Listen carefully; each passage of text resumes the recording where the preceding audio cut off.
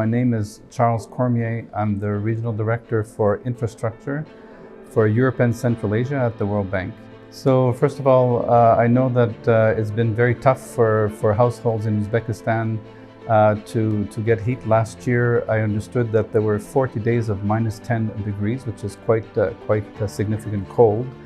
And unfortunately, the heating sector had not that much investment in the last couple of decades, so we're dealing with a very old system, and that's not providing enough services. So there were lots of brownouts and cuts into heating services.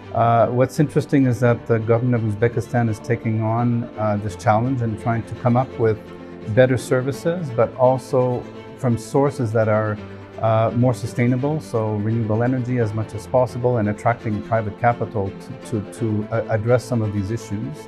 And so what was interesting about the roundtable is, one is that we discussed a bit the presidential decree that's under preparation, which shows the commitment of the government. But there was a lot of development partners, the World Bank, that every development partner was here, that collectively talking about what we've done in Uzbekistan so far and what models we've tried, but also the global experience in trying to address these challenges. So the challenges are three things. One is on, let's say, legislation standards. How does you create an enabling framework to allow better services, and how do you attract private capital?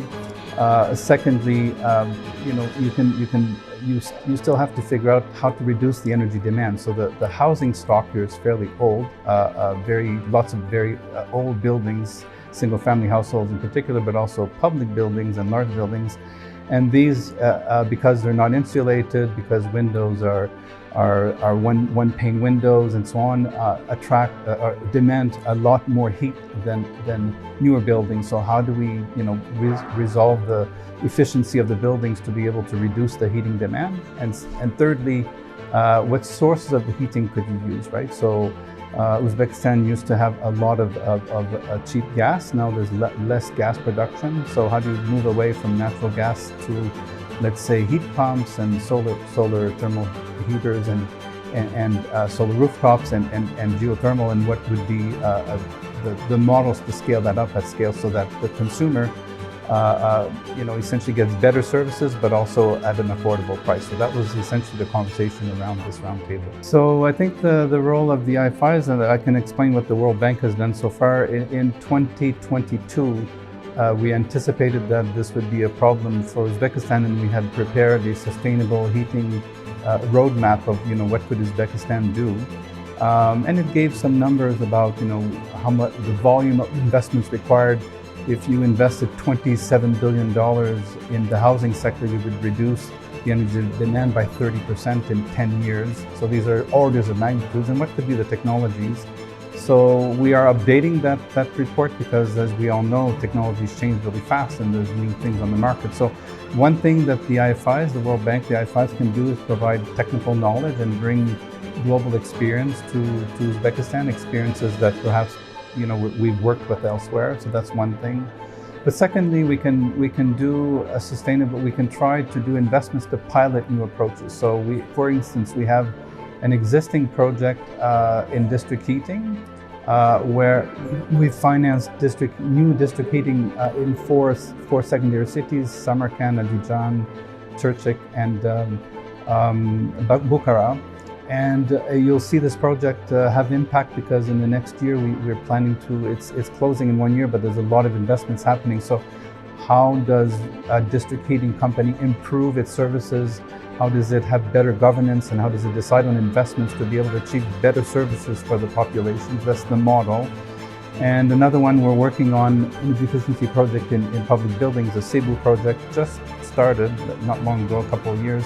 And there we're trying to figure out how do we improve heating in public buildings like hospitals and schools and so on. So the role of the IFIs, the World Bank and the IFIs, is to test out, we've talked about strategies earlier in the roundtable. Now we're talking about how does it work at the project level and how could you make that sustainable with an investment that essentially has a return. So it essentially puts into practice those ideas that we have into specific experiences. The challenge of the Uzbek government is it has so many partners. figuring out which partner does what and making sure that you pick each according to the comparative advantage of partners. And the private sector partners are very important, obviously, because, for instance, the IFC is working on looking at geothermal as a resource. They're looking at standards in new buildings.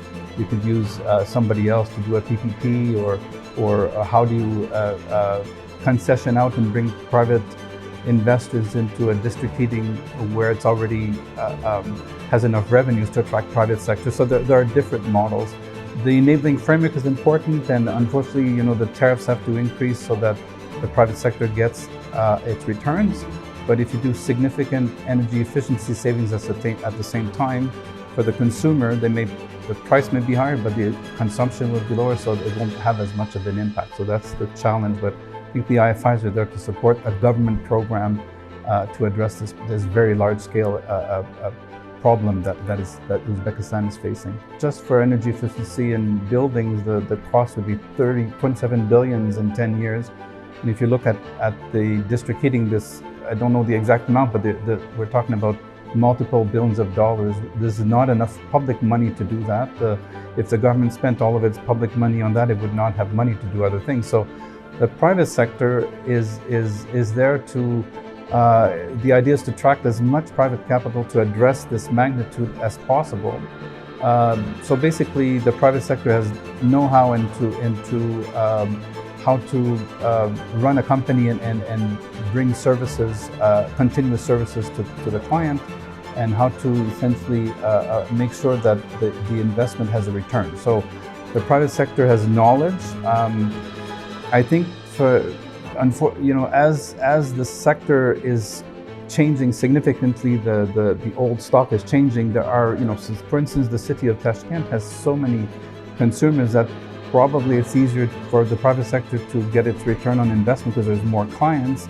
So the private sector can come in the segments of the market that are more financially sustainable, and then the IFIs and the public sector can go into where the private sector cannot come yet because it's not yet sustainable. So that's one thing. Secondly, I wanted to say this program of energy efficiency and heating is a very great job creator. It requires a lot of jobs to construct, to go into buildings and put insulation, change the windows, to look at efficiency. The technologies such as heat pumps are technology that has to be provided by manufacturing. You could import that from many countries, but you could also develop a national ecosystem to develop that market and even export heat pumps. And I know that there is a good incubators of heat pumps, for instance, manufacturing here in Uzbekistan. So the private sector can come, let's say, to manage utilities and manage the issues as a program, but it can also come at the manufacturing and creating jobs in construction, in technologies, to be able to supply new technologies for sustainable heating. So I think this is a bit also coming back to your first question. What we discussed in the roundtable is how do we use the knowledge and the very good human capital and knowledge and businesses of Uzbekistan to be able to meet the challenge of sustainable heating in the country.